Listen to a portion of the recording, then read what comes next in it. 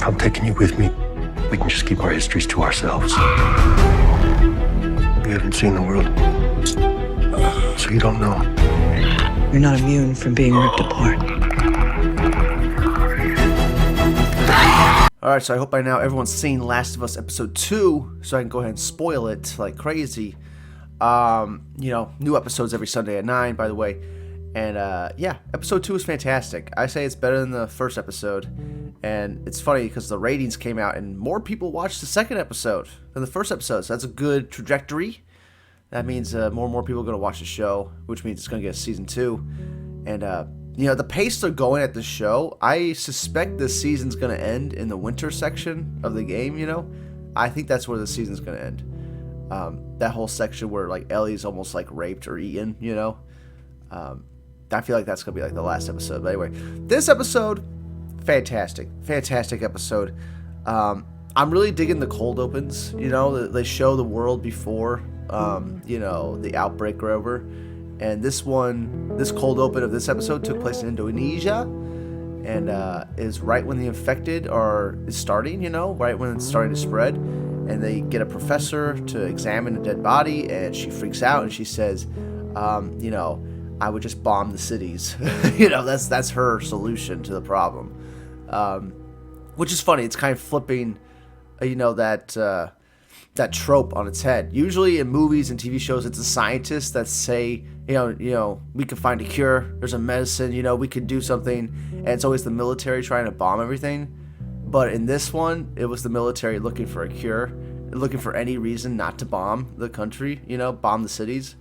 And then the professor that's supposed to come up with the cure is like, nah, just bomb everything. I like that cold open. I'm digging these. I hope they keep them up. I don't know, like, how they're going to keep them up. But, I was digging it. But, yeah, let's talk about changes.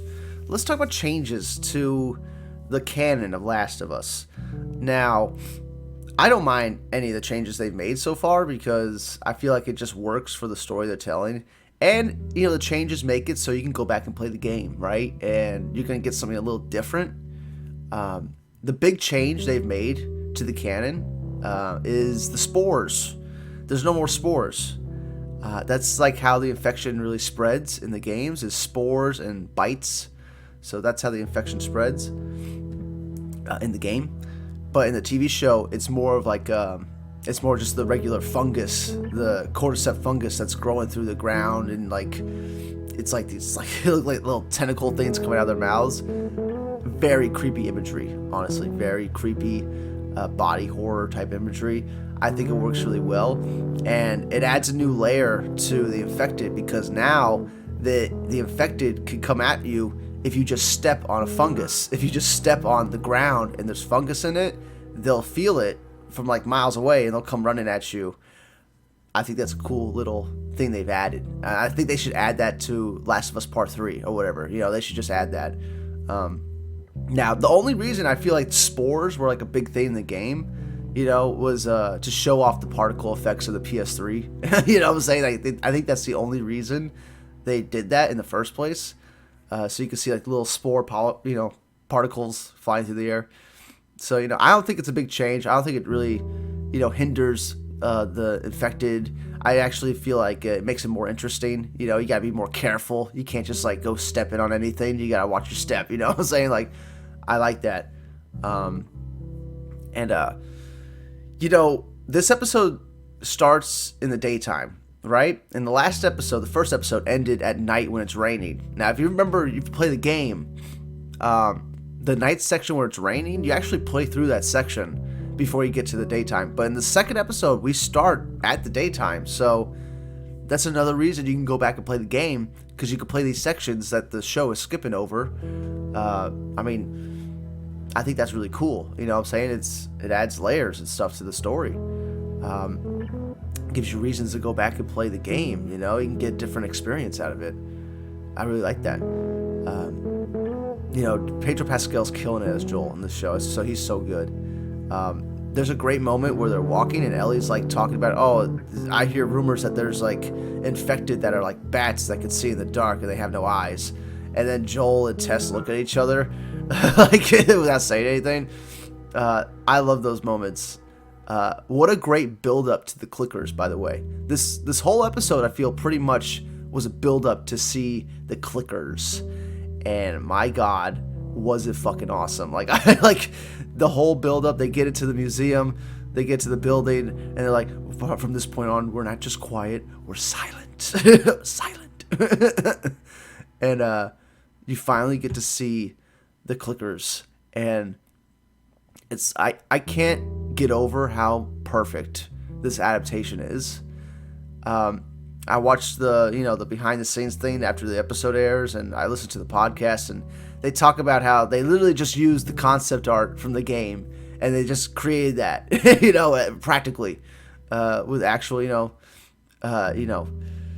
makeup and stuff like that. And I'm like, holy shit, like, this shit's real. It's not like CGI. They've actually built this stuff and did this makeup, and it looks great, and it looks just like the games, and the actors they got to move just like the infected is great. Like, I can't imagine like how you could have did this show any better. I can't imagine like what could they have done any better. Like, this is like perfect in every way.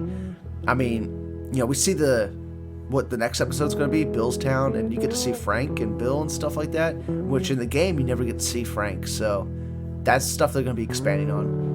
Which is fine by me, Neil Druckmann did direct episode 2, by the way. And Neil Druckmann's the game director of Last of Us Part 1 and Part 2. The guy knows how to build suspense. That moment where the clicker's coming around the corner, like, stumbling around the corner, and it's like, it's blurred out, you just see him turn the corner, then it goes back to Joel, Tess, and Ellie, and they're just backing away slowly, and another one comes around the corner, and then you get that big reveal of it, like, hearing them, and going, coming at them. Like, it was really good. Perfect build-up.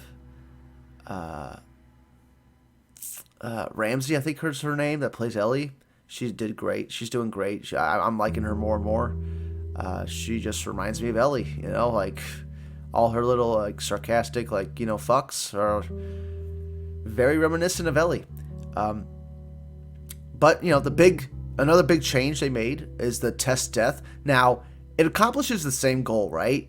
Tess holds off something to help Joel and Ellie escape, right?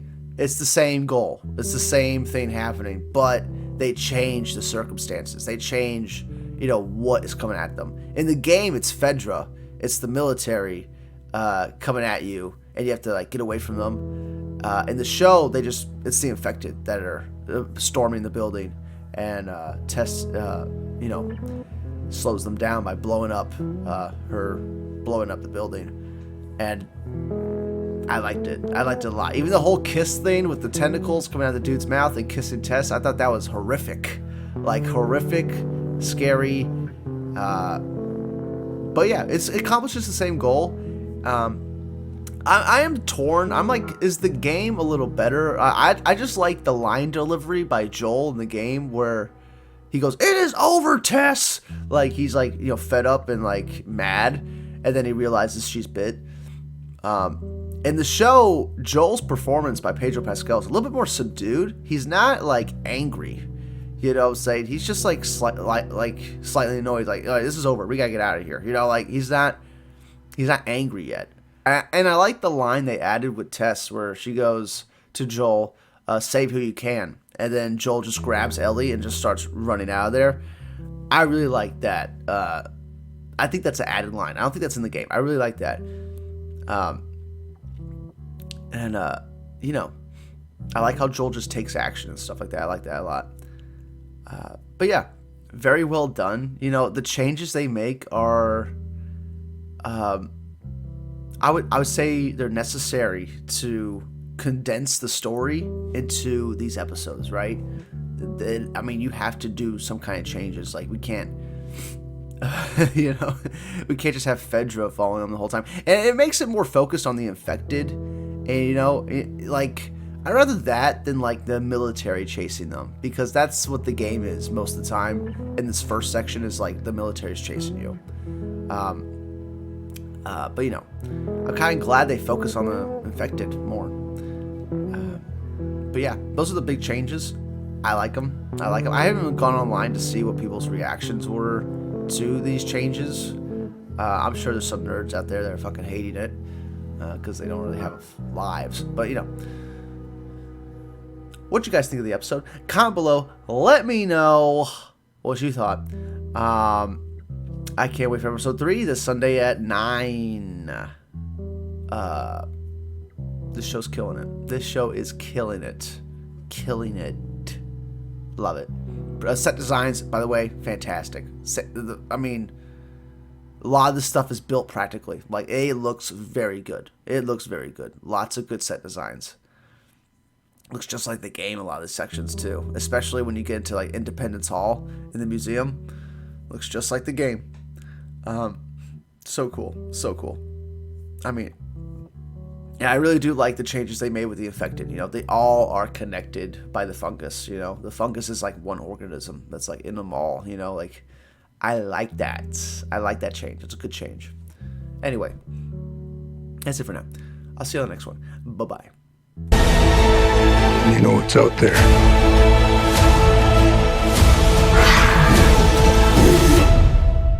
You're not gonna scare us.